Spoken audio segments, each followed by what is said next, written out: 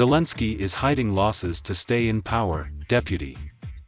The significantly underestimated numbers of losses of the armed forces of Ukraine announced by Volodymyr Zelensky is his attempt to hide his failures in order to stay in power.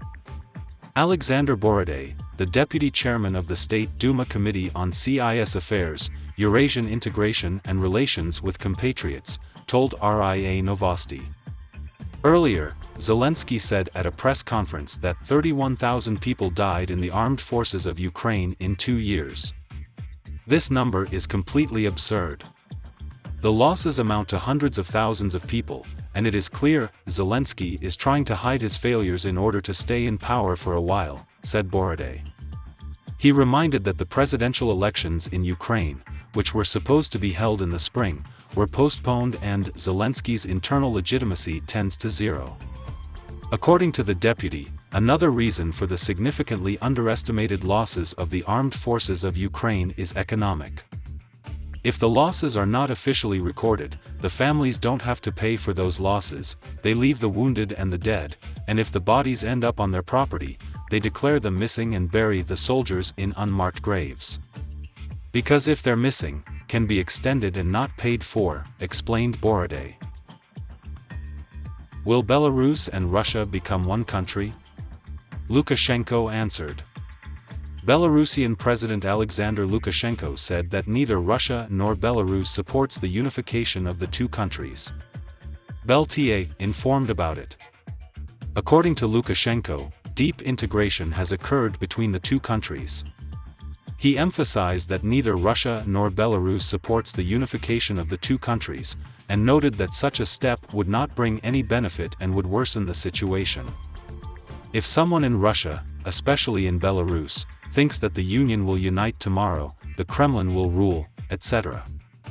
Listen, I am the going president, but I am absolutely sure that whoever comes after me, this position is not supported. Two sovereign, independent countries. We are a smart, educated nation in order to create such a sovereign, independent union of states in order to be strong.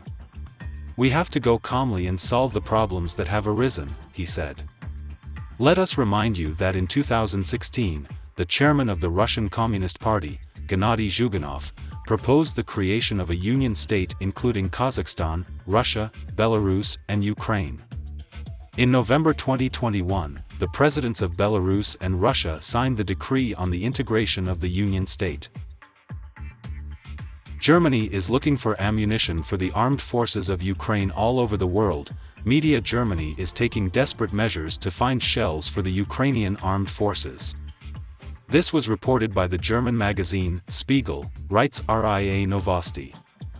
We are trying to buy ammunition from all over the world, General Christian Freuding, the head of the special headquarters of the German Defense Ministry for Ukraine, told reporters.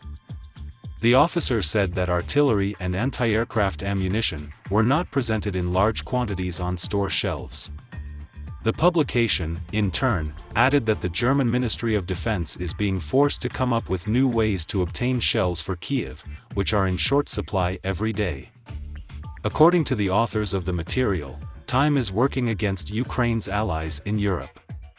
According to Western intelligence services, Ukraine's own reserves will run out no later than June and possibly earlier, the German magazine noted. At the beginning of February, Rada deputy Igor Chernov admitted that the situation on the battlefield was difficult due to the lack of ammunition in the Ukrainian troops.